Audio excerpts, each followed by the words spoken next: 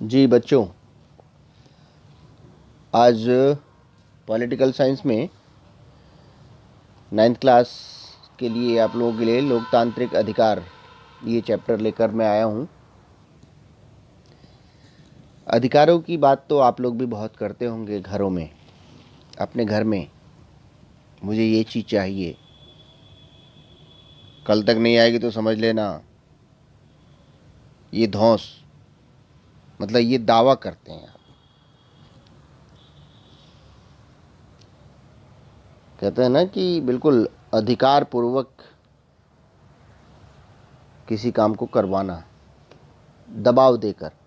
तो जहाँ पर हम दबाव देते हैं वो दबाव किस तरह का होता है, जहाँ पर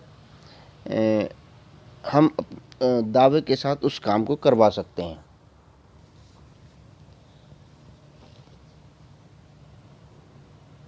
हर व्यक्ति के अपने अपने अधिकार होते हैं और जब स्थान बदलता है तो उस स्थान के अनुसार अधिकार बदल जाते हैं। जैसे घर पर आप लोगों के कुछ और अधिकार होते हैं, विद्यालय में जाते हैं तो कुछ और अधिकार होते हैं, सड़क पर चलते हैं कुछ और अधिकार होते हैं। इस तरह से जैसे जैसे आप स्थान बदलते हैं वैसे वैसे आपके अधिकार भी बदलते हैं।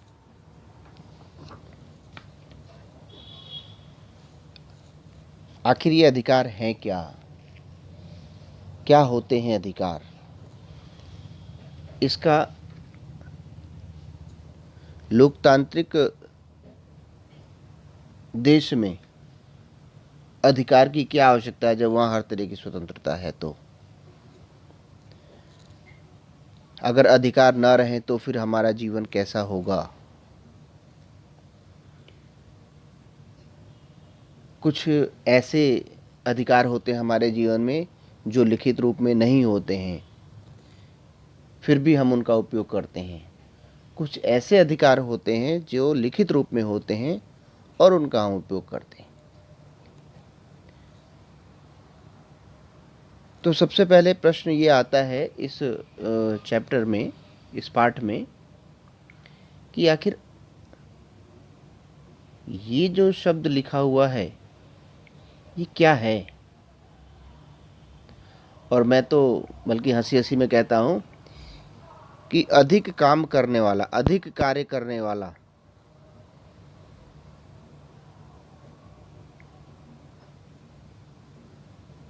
जब कोई अपनी बात कहता है, अपनी इच्छा प्रकट करता है, तो वो जो कह रहा है वो उसका अधिकार है, बिना काम करने वाला नहीं। जैसे आप घर में हैं और आप अपने माता पिता का कहना मानते हैं, आपका व्यवहार बहुत अच्छा है, हर तरह से आप अच्छे हैं, तो कोई भी वस्तु होगी, कोई भी चीज़ होती है ना, वो बिना कहे आपको मिलती है। और यदि आपको भी कोई आवश्यकता पड़ रही है और आप कहते हैं तो तुरंत आती है। और इसके बिल्कुल विपरीत, आप बिल्कुल ही किसी का कहना नहीं मानते घर में, और किसी भी तरह से आप ठीक नहीं हैं, न अपने कार्य के प्रति ठीक है, न अपने व्यवहार के प्रति ठीक है, न घर में ठीक है, न घर के बाहर ठीक है, हर जगह से शिकायत आती है।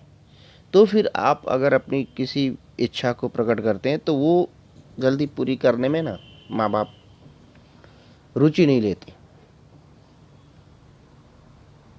तो यहाँ पर ये अधिक कार्य वाली बात बिल्कुल फिट बैठती है।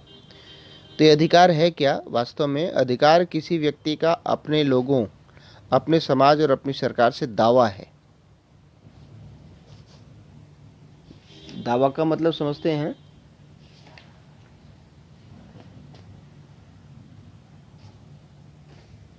बताइए कि आखिर ये दावा है क्या?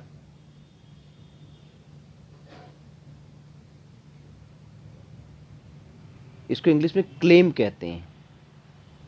Rights are claims of a person over other fellow beings.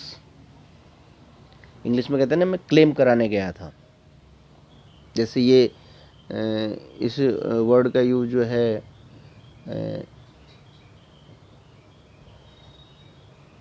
जो जहाँ से सुविधा लेनी होती है हमें, जैसे LIC वगैरह में, लाइफ इंश्योरेंस में, या कहीं हम कहीं भी इंश्योरेंस कराते हैं और वहाँ से कोई कुछ चीज़ लेनी होती, पैसा लेना होता है, तो कहते हैं क्लेम कराने जा रहे हैं। तो ये दावा होता है बिना किसी झिझक के, बिना किसी डर भय के हम अपनी बात कह देते हैं और वो बात पूरी हो जाती है। और ये केवल एक तरफ से नहीं होता है, ये दोनों तरफ से होता है। अगर हम घर में हैं तो मैंने कहा ना कि हमारा व्यवहार ठीक है और हमने कोई इच्छा प्रकट की, तुरंत पूरा होगा। हमारा कार्य और व्यवहार ठीक नहीं है तो हमने कोई इच्छा प्रकट की तो उधर से भी कोई रिएक्शन नहीं होता है। तो इस तरह से दोनों का एक दूसरे पर दावा, इस तरह से ये होता है। पहले हम थोड़ा सा और इससे पहले जो टॉपिक है उसको देख लें अपनी पुस्तक के अनुसार। अधिकारों के बिना जीवन है ही नहीं, किसी भी तरह का नहीं है। इसमें एक जेल का उदाहरण दिया है, ग्वांतनामो बे जेल, जो क्यूबा के निकट एक टापू पर स्थित है और यहाँ पर अमेरिकी फ़ौजों का नियंत्रण था। उसके अंदर जो लोग बंद थे उनकी बहुत बुरी स्थिति थी, क्योंकि उनको किसी प्रकार का कोई अधिकार नहीं मिला हुआ था।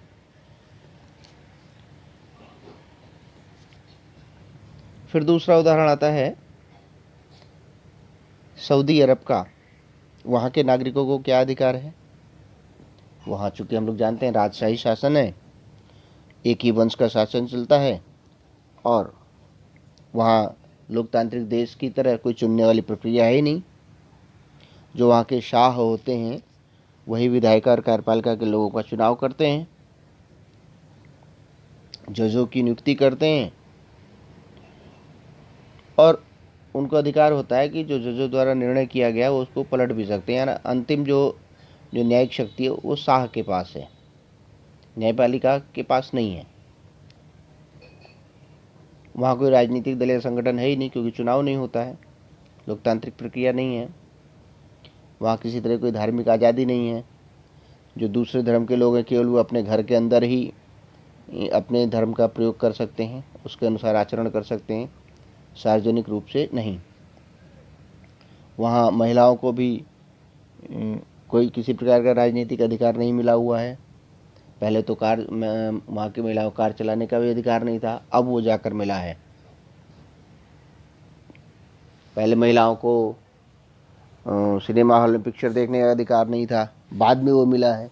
इस तरह से बहुत सारे अधिकार ऐसे नहीं थे जो वहाँ पर नहीं था।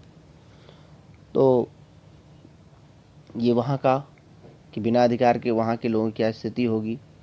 दूसरा कोसोवो का उदाहरण दिया है, जो यूगोस्लाविया का एक प्रांत है। वहाँ की भी स्थिति वही थी। एक विशेष वर्ग के लोग दूसरे वर्ग पर जो है उनको अपने तरह से उन पर सारी बातें अपने थोपना चाहते थे। उसके कारण से काफ़ी नरसंहार भी हुआ, गृहयुद्ध की स्थिति रही। बाद में वो जाकर जो अन्य देश थे विश्व के, उन्होंने वहाँ पर हस्तक्षेप किया तो वो सारी चीज़ें रुकी। फिर इसी तरह से हमारे देश में जो 1984 में सिख दंगे हुए, जिसमें लगभग 3000 से ज़्यादा कांग्रेस के शासनकाल में सिख मारे गए। इसी तरह से 2002 में गुजरात में जो गोधरा कांड हुआ, वो सारे उस समय जो लोग शिकार हुए और जिनको न्याय नहीं मिल पाया।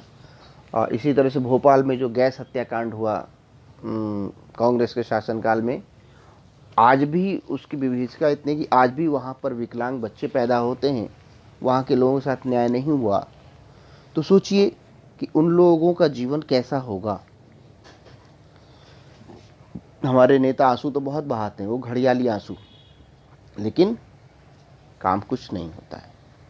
अगर कोई काम अच्छा करे तो उसका विरोध, बस ये सीखा है यहाँ के लोगों ने।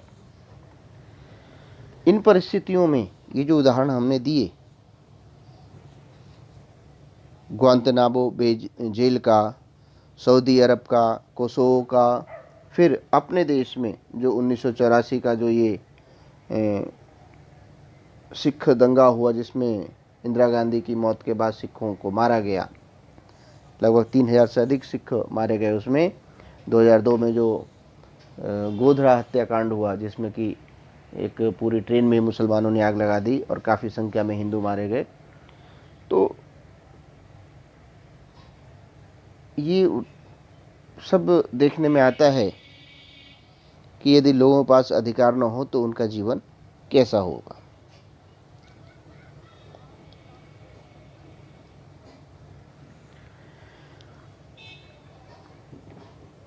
दूसरी तरफ देखें, अगर देश लोकतांत्रिक है तो बिना अधिकारों के लोकतांत्रिक देश हो ही नहीं सकता।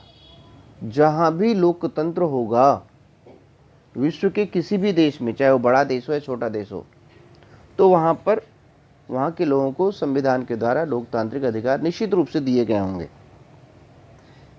तभी वहां के लोग आसानी से रह सकते हैं और अपने जीवन का विकास कर सकते हैं।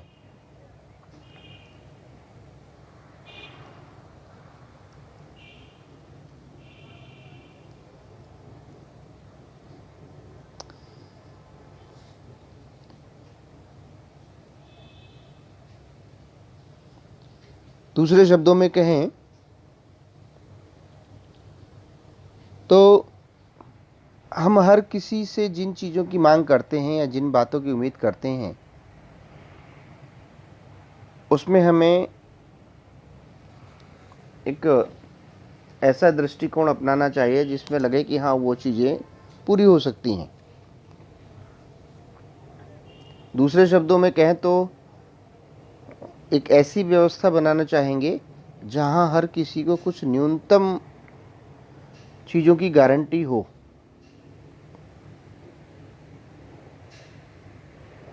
तभी वो अधिकार है।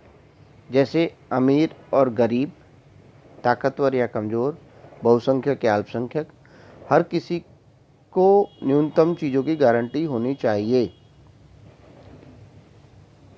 ताकि वो निश्चिंत रहे अपने प्रति। यदि गरीब है तो उसको कुछ न्यूनतम गारंटी होनी चाहिए कि हाँ, जो रोटी कपड़ा और मकान है इसकी हमें न्यूनतम गारंटी है, इसलिए वो निश्चिंत रहेगा। उसके अंदर डर की भावना नहीं रहेगी। और भी जब हम आगे अधिकारों की बात करेंगे, संवैधानिक अधिकारों की बात करेंगे, तब हमारे ध्यान में ये सारी चीज़ें आती हैं। तो अधिकारों की जो भावना है उसके पीछे यही बात है कि हाँ, एक निश्चित गारंटी। अधिकार क्या है इसकी बात हम लोगों ने की थोड़ा सा। इसके लिए हम एक दूसरे से ऐसे व्यवहार की अपेक्षा करते हैं जिससे हमें कोई नुकसान ना हो, कोई कष्ट ना हो। हमारे व्यवहार से भी किसी को नुकसान नहीं होना चाहिए, कोई कष्ट नहीं होना चाहिए। इसलिए अधिकार तभी संभव है जब आपका अपने बारे में किया हुआ दावा दूसरे पर भी समान रूप से लागू हो। आप ऐसे अधिकार नहीं रख सकते जो दूसरों को कष्ट दे या नुकसान पहुंचाए। आप इस तरह क्रिकेट खेलने के अधिकार का दावा नहीं कर सकते पड़ोसी खिड़की के शीशे टूट जाएं और आप कहें कि ये तो हमारा अधिकार है। एक चैप्टर है इंग्लिश में, मुझे ध्यान में नहीं आ रहा किस क्लास में, उसमें एक व्यक्ति होता है, वो सड़क पर चलता है तो वो अपनी छड़ी घुमाता हुआ चलता है। तो उसको, वो पूरी बात मेरे ध्यान में नहीं आ रही है, तो उसको ये कहा जाता है कि भाई तुम ये छड़ी मत घुमाओ और इससे दूसरे को चोट लग सकती है। तो उसने कहा कि नहीं, ये तो मेरा अधिकार है। तो उसको दूसरे ने समझाया कि तुम्हारा अधिकार कहाँ तक है। उसने उसकी लिमिट समझाई कि तुम्हारा अधिकार वहीं तक है जहाँ से दूसरे का अधिकार प्रारंभ होता है। ये वास्तविकता भी है।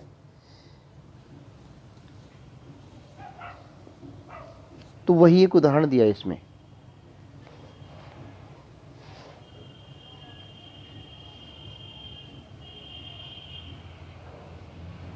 हमें कोई भी अधिकार इस बाध्यता के साथ मिलता है कि हम दूसरों के अधिकारों का आदर करें। ऐसा नहीं है कि हमें तो सम्मान मिलता रहे हर जगह और हम दूसरे का सम्मान न करें।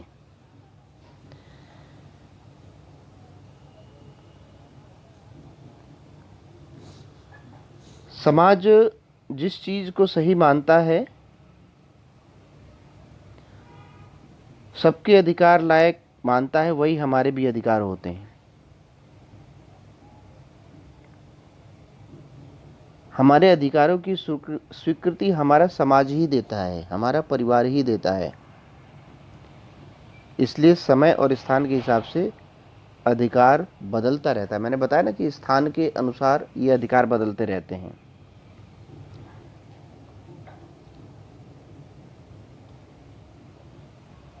जब समाज में मान्य कायदों को लिखित पढ़त में ला दिया जाता है या लिखित रूप में, तो उनको असली ताकत मिल जाती है और इसके बिना वे प्राकृतिक या नैतिक अधिकार ही रह जाते हैं। जैसे मैंने शुरू में बताया कि हमारे बहुत सारे ऐसे अधिकार हैं जो लिखित रूप में नहीं है, उनका हम पालन करते हैं अपने जीवन में, वो नैतिक अधिकार हैं, पारंपरिक अधिकार हैं। लेकिन जब अधिकार लिखित रूप में हो जाते हैं, जो हमारे अधिकार संविधान में लिखित रूप में हैं, तो वो हमारे संवैधानिक अधिकार हुए, उनको कानूनी मान्यता मिल गई, तो वो हमारे लिए अनिवार्य हो जाते हैं। यानी उसका अपहरण नहीं हो सकता किसी भी हालत में।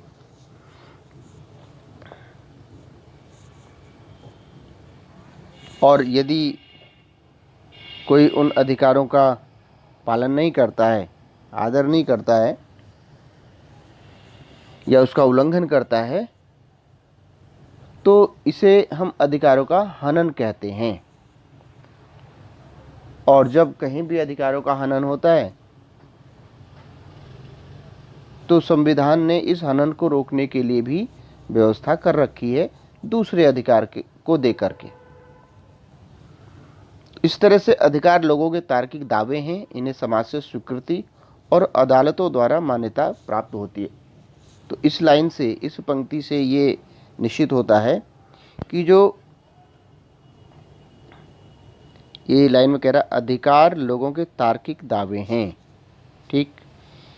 अब इसका क्या कहता है कि इन्हें समाज से स्वीकृति और अदालतों द्वारा मान्यता मिली है।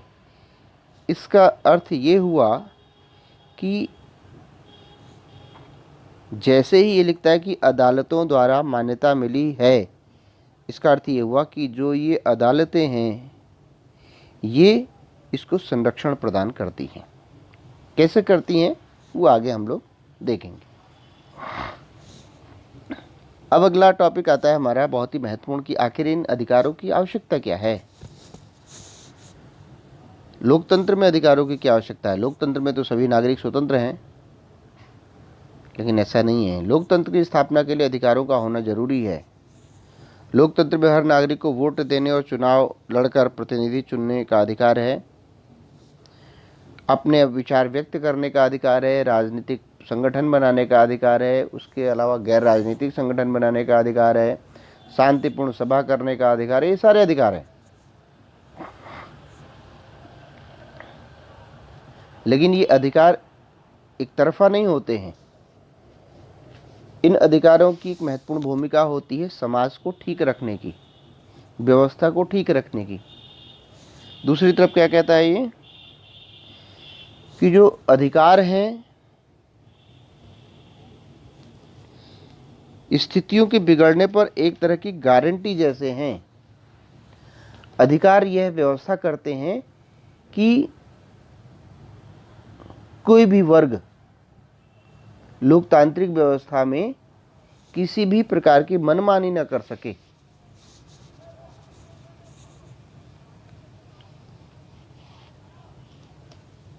लेकिन आज के परिप्रेक्ष्य में, आज जो किसान आंदोलन चल रहा है और जो जिस तरह की वीडियो आ रही है सामने, उसको देख के तो ये लाइन थोड़ी सी स्पष्ट नहीं हो पा रही है। खैर, वो थोड़ा दूसरा विषय होता है और यहाँ पे दूसरा विषय, तो इसलिए उस विषय को अभी छोड़ते हैं हम लोग। तो इस तरह से क्या है, गारंटी है। लोकतांत्रिक व्यवस्था में, जिससे कोई भी वर्ग किसी के प्रति भी मनमानी न कर सके। और इसलिए कुछ अधिकारों को सरकार से भी ऊंचा दर्जा दिए जाने की आवश्यकता है, ताकि सरकार भी उल्लंघन न कर सके। और इसीलिए संविधान में स्पष्ट रूप से सभी के अधिकारों, सभी की शक्तियों का स्पष्ट वर्णन है, चाहे वो राष्ट्रपति हो या प्रधानमंत्री हो, चाहे कोई भी हो, उन सभी का स्पष्ट वर्णन किया गया है। और दूसरी तरफ नागरिक के अधिकारों का भी संविधान में लिखित रूप में वर्णन किया गया है कि हमारे देश के नागरिकों को क्या क्या अधिकार हैं। और इस तरह से संविधान में, भारतीय संविधान में भारतीय नागरिकों के अधिकारों की व्यवस्था की गई है। हम सीधे सीधे आते हैं कि आखिर ये अधिकार हैं क्या, कौन कौन से अधिकार हैं। इन अधिकारों को हम मौलिक अधिकार के नाम से जानते हैं, मूलभूत अधिकारों के नाम से जानते हैं। इसको हम फंडामेंटल राइट्स के नाम से जानते हैं। तो आइए देखते हैं इसमें सबसे पहला अधिकार कौन सा है। तो इसमें सबसे जो पहला अधिकार है वो है समानता का अधिकार, जिसको हम राइट टू इक्वलिटी भी कहते हैं। यानी किसी भी व्यक्ति को, चाहे वो किसी भी धर्म का हो, किसी भी वर्ग का हो, किसी भी जाति का हो, अमीर हो, गरीब हो, महिला हो, पुरुष हो, कानून के संरक्षण के मामले में सभी को समानता है का अधिकार मिला हुआ है। इसीलिए विधि के समक्ष वो समान है। कोई व्यक्ति कितना ही बड़ा क्यों न हो, कितने ही बड़े पद पर क्यों न हो, लेकिन कानून के समक्ष वो बराबर है। कभी कभी हम लोगों को ये बड़ा हास्यास्पद सा लगता है, लेकिन वास्तव में जब हम देखते हैं तो ये सारी चीज़ें हमारे सामने आती हैं। कई बार ऐसा भी हुआ है कि कई बार मंत्रियों को यदि कोई उनका घोटाला सामने आया है तो अपने पद से त्यागपत्र देना पड़ा है और कोर्ट में जाकर उपस्थित होना पड़ा है। तो ये दर्शाता है कि नहीं, वास्तव में कानून के समक्ष समानता सभी को प्राप्त है।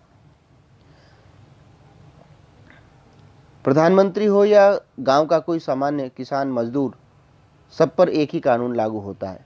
हाँ, ये जरूर है कि कोई व्यक्ति अपने पद का दुरुपयोग करके कुछ दिनों तक उस कानून के शिकंजे से बच जाए, लेकिन अंत में वो बच नहीं पाता है और वो उस पर कानूनी कार्रवाई निश्चित रूप से होती है। इसी में आता है कि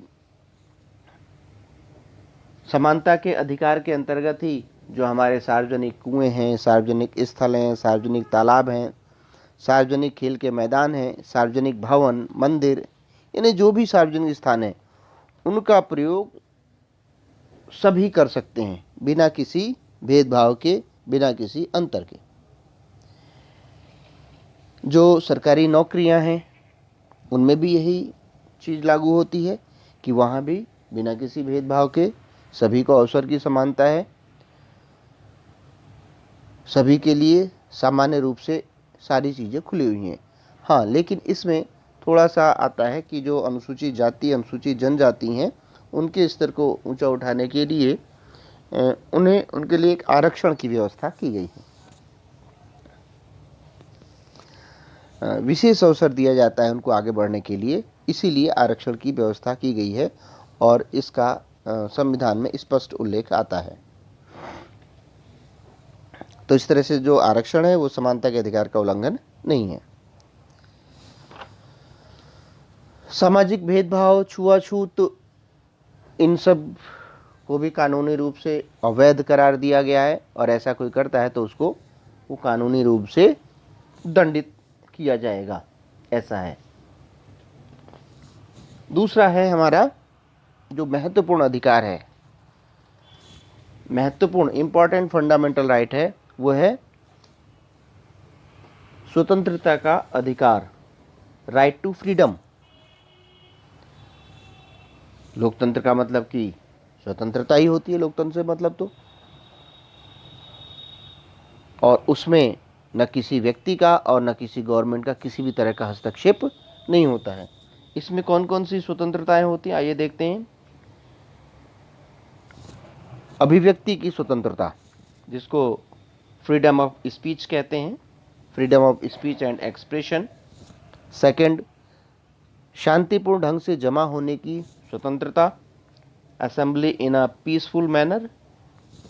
थर्ड है संगठन और संघ बनाने की स्वतंत्रता, form associations and unions. Fourth, देश में कहीं भी आने जाने की स्वतंत्रता, move freely through out the country.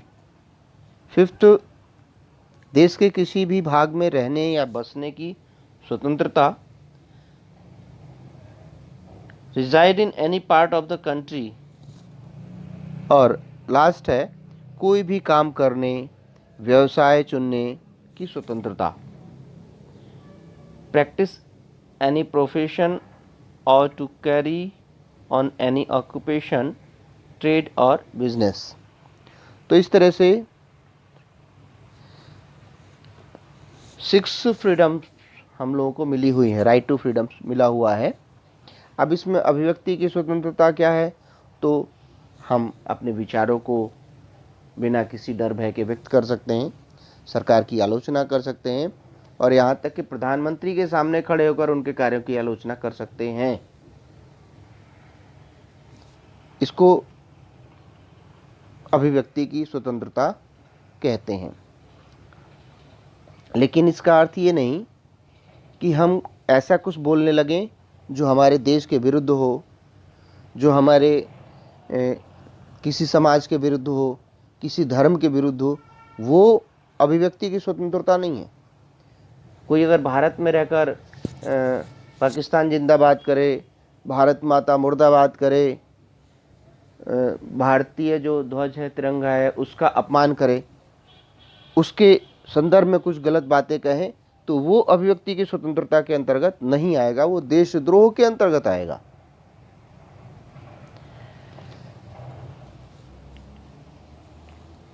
और इस स्वतंत्रता का उपयोग हम किसी समुदाय, व्यक्ति या देश के खिलाफ हिंसा को भड़काने के लिए नहीं कर सकते।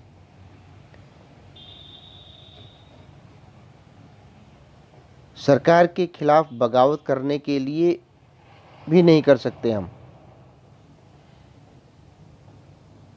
यदि ऐसा करते हैं तो कानूनी अपराध है।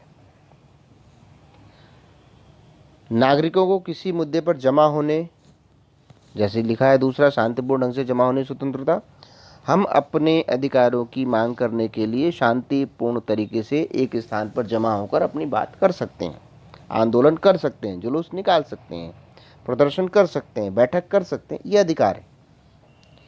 लेकिन वहाँ पर इकट्ठे होकर और हम देश के विरुद्ध बात करें, देश के टुकड़े होने की बात करें, खालिस्तान जिंदाबाद करें, पाकिस्तान जिंदाबाद करें, अपने महापुरुषों को गाली दें, ये स्वतंत्रता के अंतर्गत नहीं आता है। सार्वजनिक अव्यवस्था या समाज में अशांति नहीं फैलनी चाहिए, ये सभा करने वाले संगठन की भी जिम्मेदारी होती है। संगठन और संघ बनाने की स्वतंत्रता है, लेकिन देश के विरुद्ध नहीं, किसी धर्म के विरुद्ध नहीं, किसी जाति के विरुद्ध नहीं। अगला है कि देश में कहीं भी आने जाने की स्वतंत्रता। हम उत्तर प्रदेश में रहते हैं, हम चाहें तो तमिलनाडु में जाकर रह सकते हैं, हमें उसके लिए अलग से किसी तरह के पास बनवाने की आवश्यकता नहीं है। देश के किसी भी भाग में रहने बसने स्वतंत्रता ये हमें मिली हुई है, लेकिन पहले जैसे जम्मू और कश्मीर के बारे में इस तरह की स्वतंत्रता नहीं थी, लेकिन धारा 370 हटाने के पश्चात हमें ये स्वतंत्रता प्राप्त हो गई है। ये बहुत अच्छी बात है।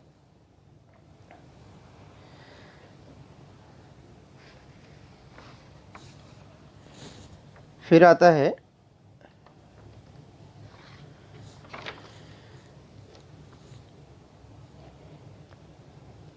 संविधान कहता है कि किसी भी व्यक्ति को उसके जीने का अधिकार और निजी स्वतंत्रता से वंचित नहीं किया जा सकता। अर्थात कानून द्वारा स्थापित व्यवस्थाओं को छोड़कर।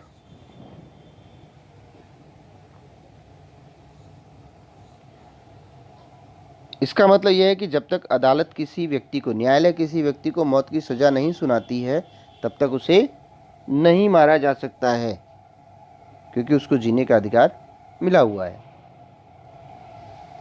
इसका यह अर्थ भी है कि कानूनी आधार होने पर सरकार या पुलिस अधिकारी किसी नागरिक को गिरफ्तार कर सकता है। अगर वे ऐसा करते हैं तब भी उन्हें कुछ नियमों का पालन करना पड़ेगा। अर्थात पुलिस किसी व्यक्ति को पकड़ती है तो जिस व्यक्ति को पकड़ रही है उसको भी संविधान ने कुछ अधिकार दिया हुआ है। उसके अधिकारों का प्रयोग करने से पुलिस उसको नहीं रोक सकती है। क्या है वो अधिकार? उस व्यक्ति के गिरफ्तार या हिरासत में लिए गए व्यक्ति को उसकी गिरफ्तारी और हिरासत में लेने के लिए कारणों की जानकारी देनी होगी। बिना किसी कारण के कोई किसी को हिरासत में नहीं ले सकता, गिरफ्तार पुलिस नहीं कर सकती। अगला है कि जिसको अरेस्ट किया जा रहा है उस व्यक्ति को 24 घंटे के अंदर मजिस्ट्रेट के समक्ष प्रस्तुत करना होगा। उसके बाद ही पुलिस जो है उसको रिमांड पर ले सकती है, यदि मजिस्ट्रेट का आदेश होगा तो। ऐसे व्यक्ति को वकील से विचार विमर्श करने और अपने बचाव के लिए वकील करने का भी अधिकार होता है। तो इस तरह से ये स्वतंत्रता का अधिकार, राइट टू फ्रीडम। अगला है हमारा शोषण के विरुद्ध अधिकार, राइट अगेंस्ट एक्सप्लॉयटेशन। अब ये क्या है भाई? शोषण क्या होता है? शोषण ये है कि बिना किसी बात के आपको सजा दे दी और भी कई रूप होते हैं। नागरिक को यह अधिकार होता है कि उसका कोई शोषण ना कर सके। स्पेशली इसमें कुछ बताया गया है। पहला तो ये है, संविधान मनुष्य जाति के अवैध व्यापार का निषेध करता है। हम लोगों ने बहुत पहले पढ़ा कि पहले व्यक्तियों का व्यापार किया जाता था, गुलामों का व्यापार किया जाता था, उनकी खरीद फरोख्त होती थी, उनका क्रय विक्रय किया जाता था। तो वो नहीं होगा आप। ये एक तरह का शोषण है और मुख्य रूप से इसकी शिकार महिलाएं होती हैं जिनका अनैतिक कामों के लिए शोषण होता है। दूसरा क्या है? हमारा संविधान किसी किस्म के बेगार या जबरन काम लेने का निषेध करता है। और बेगार में क्या होता है कि मजदूर से काम कराया जाता है और उसके पारिश्रमिक के अनुसार उसको पारिश्रमिक नहीं मिलता है, या कुछ थोड़ा सा दे दिया या बिल्कुल नहीं दिया। तो इस तरह का ये। तीसरा, संविधान बाल मजदूरी का भी निषेध करता है। बाल मजदूरी क्या होती है कि इसके अंदर कोई भी 14 वर्ष से कम उम्र के बच्चे से काम नहीं करा सकता। इसी को आधार बनाकर बाल मजदूरी रोकने के लिए अनेक कानून बनाए गए हैं। सामान्य रूप से देखने में आता है छोटी छोटी दुकानों पर, जो तरह तरह की मैकेनिक्स की दुकानें होती हैं, वहाँ पर छोटे छोटे बच्चे काम करते रहते हैं। तो वो उसको रोकना, ये इस शोषण के विरुद्ध अधिकार के अंतर्गत आता है।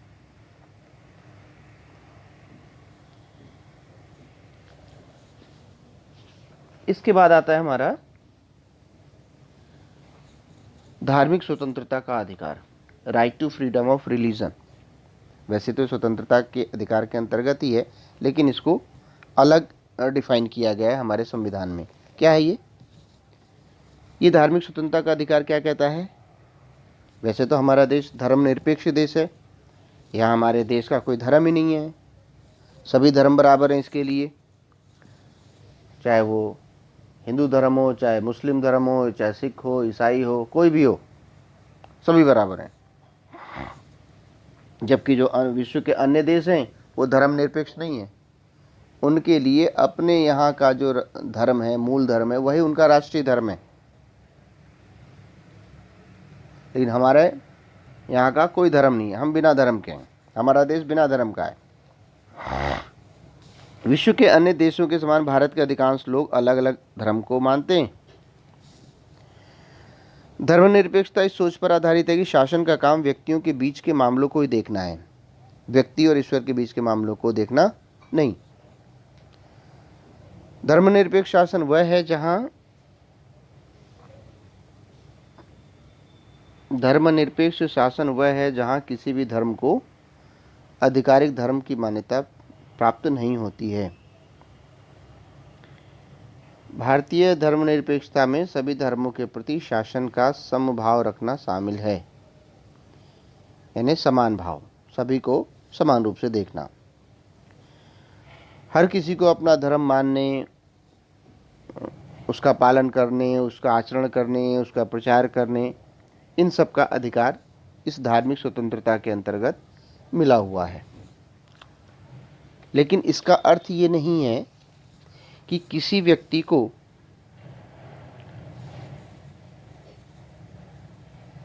किसी तरह का झांसा देकर, फरेब करके, लालच देकर जबरदस्ती उसका धर्म परिवर्तन कराना, यदि ऐसा है तो वो इस धार्मिक स्वतंत्रता के अधिकार के अंतर्गत नहीं आता है और वो कानून के विरुद्ध आचरण है। लेकिन ऐसा हमारे देश में काफ़ी मात्रा में ईसाइयों और मुस्लिमों के द्वारा किया जा रहा है, काफ़ी समय से किया जाता रहा है।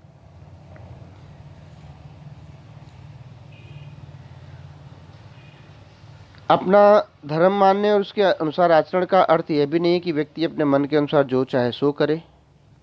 कोई आदमी देवता या कथित अदृश्य शक्तियों को संतुष्ट करने के लिए नर बलि या पशु बलि नहीं दे सकता। औरतों को कमतर मानने या औरतों की आज़ादी का हनन करने वाले धार्मिक रीति रिवाजों का आचरण करने की अनुमति नहीं है।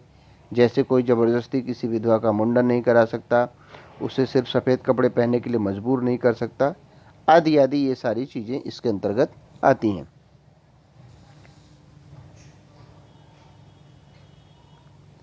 किसी धार्मिक निर्देश का पालन करने के लिए किसी को मजबूर नहीं किया जा सकता।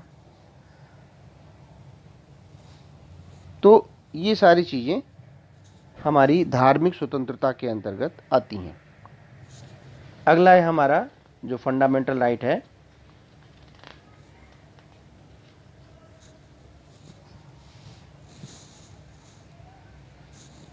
सांस्कृतिक और शैक्षिक अधिकार, कल्चरल एंड एजुकेशनल राइट्स।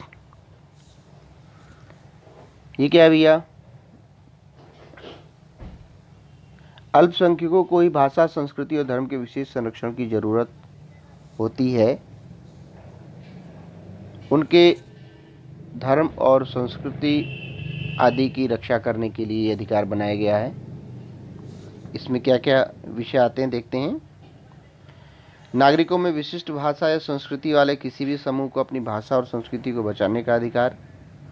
किसी भी सरकारी या सरकारी अनुदान पाने वाले शैक्षिक संस्थान में किसी नागरिक को धर्म या भाषा के आधार पर प्रवेश लेने से नहीं रोका जा सकता। सभी अल्पसंख्यकों को अपनी पसंद का शैक्षिक संस्थान स्थापित करने और चलाने का अधिकार है। और यह अल्पसंख्यक का अर्थ राष्ट्रीय स्तर पर धार्मिक अल्पसंख्यक ही नहीं है। किसी स्थान पर एक खास भाषा, विशेष भाषा को बोलने वालों का बहुमत होगा, वहाँ अलग भाषा बोलने वाला अल्पसंख्यक होगा। जैसे आंध्र प्रदेश में तेलुगु बोलने वाला का बहुमत है, पर कर्नाटक में वो अल्पसंख्यक हैं। पंजाब में सिख बहुसंख्यक हैं, पर राजस्थान, हरियाणा और दिल्ली में वे अल्पसंख्यक हैं। तो इस तरह से सांस्कृतिक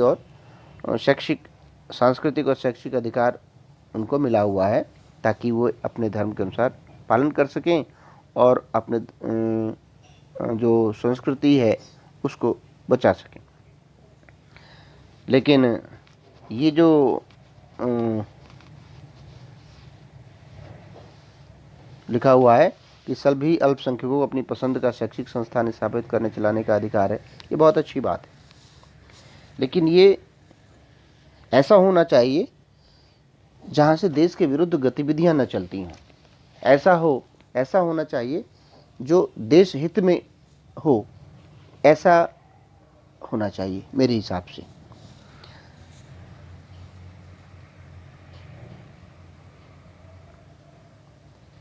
अगला आता है हमारा सबसे लास्ट। जैसे शुरू में बात हुई थी ना एक लाइन में कि अदालतें मान्यता प्रदान करती हैं, तो मैंने उसमें बताया था कि इसका अर्थ ये हुआ कि अदालत हमें हमारे इन अधिकारों को संरक्षण प्रदान करती हैं। तो ये अब तक जो हमने 5 अधिकारों की बात की, इन 5 अधिकारों को संरक्षण कैसे प्राप्त होगा? भाई जब तक इसको हमें कोई शक्ति नहीं मिलेगी बचाने की, तब तक हम कैसे बचा पाएंगे? तो इसके लिए हमें संविधान के द्वारा जो सबसे अंतिम अधिकार मिला हुआ है, जिसको हम कहते हैं संवैधानिक उपचार का अधिकार, राइट टू कॉन्स्टिट्यूशनल रेमेडीज। उपचार का मतलब यही होता है, हम सामान्य भाषा में जानते हैं कि किसी चीज़, जैसे हम लोगों को चोट लग जाती है, हम डॉक्टर के यहाँ जाते हैं तो वो उसको ठीक करने के लिए उसमें दवाई लगाते हैं, उस पर पट्टी बांधते हैं, तो उसको कहते हैं उपचार कराया जाना। तो इसी तरह से जब हमारे इन 5 अधिकारों पर या 5 में से किसी भी अधिकार में किसी संस्था के द्वारा या संगठन के द्वारा या सरकार के द्वारा किसी भी तरह का हनन किया जाता है या उसका अपहरण किया जाता है, तो ये हमें संविधान के द्वारा अधिकार मिला हुआ है कि हम उसके विरुद्ध न्यायालय में जा सकते हैं और न्यायालय ये देखेगा कि हाँ वास्तव में इस अधिकार का अपहरण अगर इस संगठन के द्वारा, इस संस्था के द्वारा या सरकार के द्वारा किया गया है, तो सीधे सीधे उसको निर्देश देता है और ये हमारे इन अधिकारों को बचाने का काम न्यायालय करता है। तो ये भी एक मौलिक अधिकार है। यह अधिकार अन्य अधिकारों को प्रभावी बनाता है, संवैधानिक उपचारों का अधिकार। अगर मौलिक अधिकारों का मामला है तो हम सीधे सर्वोच्च न्यायालय या किसी राज्य के उच्च न्यायालय में भी जा सकते हैं। इस अधिकार के कारण ही डॉक्टर भीमराव अंबेडकर जी ने इस अधिकार को, किस अधिकार को, ये जिसको पढ़ रहे हैं संवैधानिक उपचार का अधिकार, इसको संविधान की आत्मा और हृदय कहा। अर्थात अगर ये नहीं है तो कुछ भी नहीं है।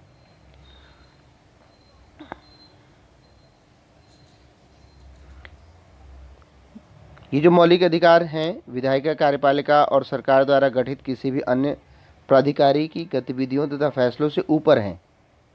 यानी इनके क्रियाकलापों के द्वारा, यानी किसी के क्रियाकलापों के द्वारा इसका किसी तरह का मौलिक अधिकारों का उल्लंघन होता है या कोई कानून बनता है, तो उससे बचाने का कार्य न्यायालय करेगा। यानी इस मौलिक अधिकारों के विरुद्ध किसी तरह का कानून नहीं बन सकता, कोई फैसला नहीं लिया जा सकता है। ये संविधान के द्वारा ये सुनिश्चित किया गया है।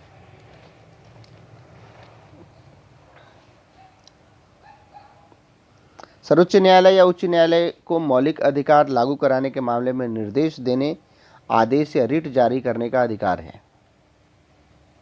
न्यायपालिका हमारे देश की बहुत ही शक्तिशाली है और नागरिकों के अधिकारों के लिए जो कुछ जरूरी हो वो करने में सक्षम है।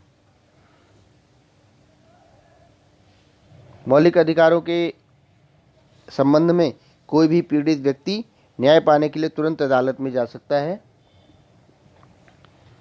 अगर मामला सार्वजनिक या सार्वजनिक हित का हो तो ऐसे मामलों में मौलिक अधिकारों के उल्लंघन को लेकर कोई भी व्यक्ति सीधे अदालत में जा सकता है। ऐसे मामलों को जनहित याचिका के माध्यम से उठाया जाता है।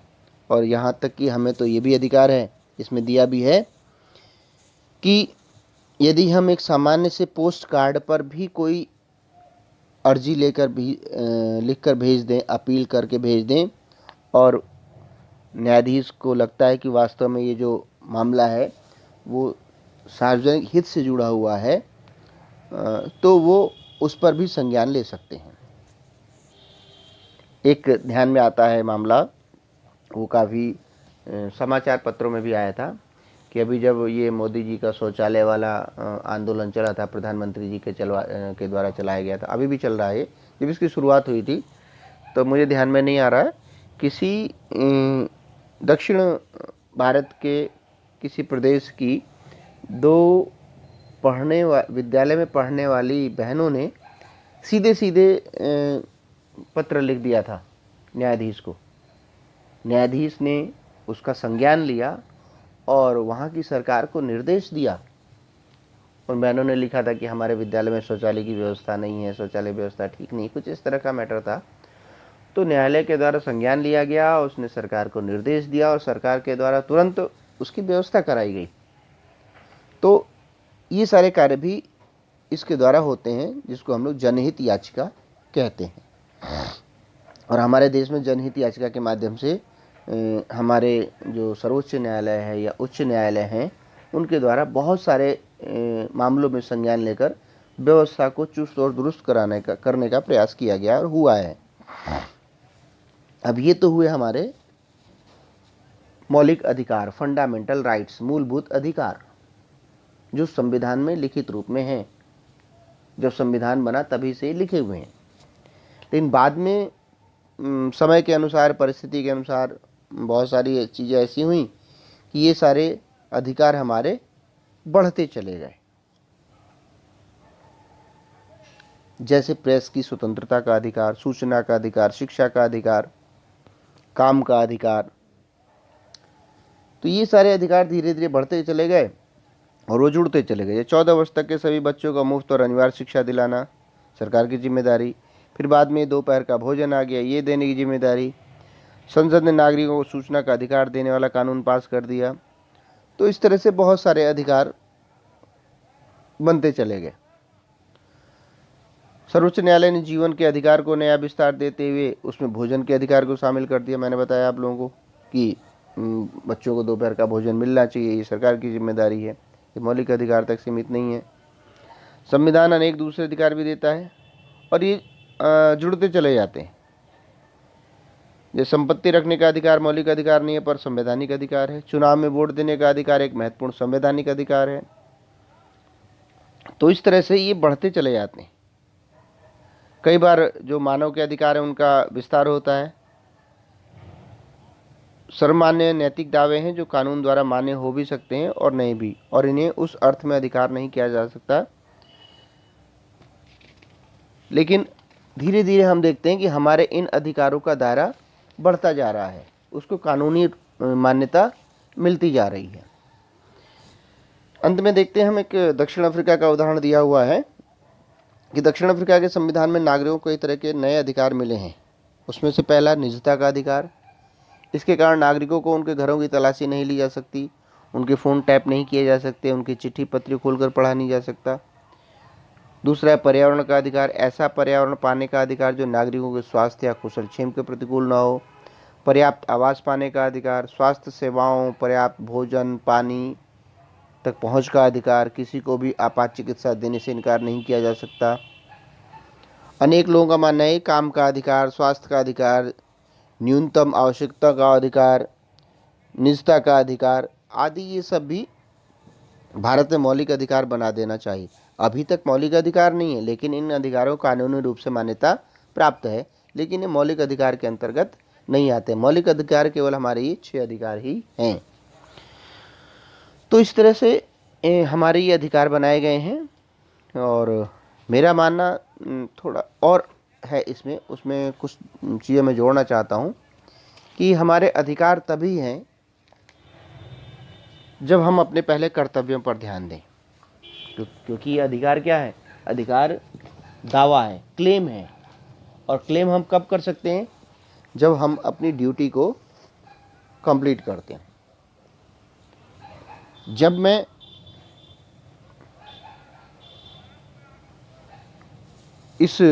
जब किसान ज़मीन को खोदने के लिए फावड़ा मारता है तभी मिट्टी खुद के आती है, तभी गड्ढा होता है। बिना फावड़ा चलाए गड्ढा नहीं होता है। तो पहले किसान ने क्या किया कि अपना कर्तव्य किया, बाद में पृथ्वी ने क्या किया? उसको मिट्टी दिया। ऐसे ही हम लोग भी हैं। जो भी व्यक्ति है जिस तरह का काम करता है वो जिस तरह के कार्य में है, यदि वो कार्य नहीं करेगा तो वो उसका परिणाम नहीं मिल सकता। जैसे कंप्यूटर में जब हम लोग कुछ इनपुट करते हैं तभी आउटपुट मिलता है, यही स्थिति अधिकारों की भी होनी चाहिए। अधिकार से ज़्यादा कर्तव्य महत्वपूर्ण होने चाहिए कि जब वो कर्तव्य पूरे हों तभी अधिकार मिले, कर्तव्य के पश्चात ही अधिकार आवश्यक है। वो थोड़ा और आगे का विषय है, लेकिन इससे जुड़ा हुआ विषय है, ये हम लोगों का विषय है और हमारे ध्यान में आना चाहिए। हम लोगों को, हम सभी बच्चों को ध्यान देना चाहिए कि हम अधिकार की बात कब करें, जब हम अपनी ड्यूटी को करते हैं, पूरे मन से कर रहे हैं। अगर हम अपनी ड्यूटी को पूरे मन से कर रहे हैं तो हमारे अधिकार अपने आप ही मिलते चले जाते हैं, उसके लिए हमें कहने की आवश्यकता नहीं पड़ती है। और यदि हम अपनी ड्यूटी को नहीं करते हैं तो हमें अधिकारों के लिए कहना पड़ेगा, और कहना पड़ेगा तो कोई ज़रूरी नहीं है कि वो हमें मिल ही जाएं। तो इस तरह से ये हमारा जो लोकतांत्रिक अधिकार वाला जो पार्ट है ये पूरा हुआ, और ये जो पॉलिटिकल साइंस का 9th का जो सिलेबस है ये भी कंप्लीट हो गया। तो अब कुछ और भी रह रहा है थोड़ा सा, उसको कंप्लीट करके फिर हम रिवीजन का काम शुरू करेंगे। तो उस रिवीजन में कुछ क्वेश्चंस आएंगे और कुछ मैप का भी अलग से लेके चलेंगे, और कुछ सेलेक्टेड क्वेश्चंस रहेंगे, और कुछ मैं ये भी बताने का प्रयास करूँगा कि हाँ, क्योंकि अब जो हमारी जो नई शिक्षा प्रणाली आ रही है, न्यू एजुकेशन पॉलिसी आ रही है, उसमें केवल एक्सरसाइज क्वेश्चन से काम नहीं चलने वाला है, केस स्टडी वाले क्वेश्चंस आएंगे, नॉलेज बेस्ड क्वेश्चन आएंगे, और वो तभी है जब आप लोग इस बुक को पढ़ेंगे। हमें इसकी नॉलेज रहेगी तभी हम उन क्वेश्चंस का आंसर दे पाएंगे। तो उस तरह से भी हम आप लोगों के लिए कुछ वीडियो लेकर आएंगे। तब तक के लिए धन्यवाद और नमस्कार। अपने कर्तव्यों का ध्यान रखें, अधिकार अपने आप ही मिल जाएंगे। धन्यवाद।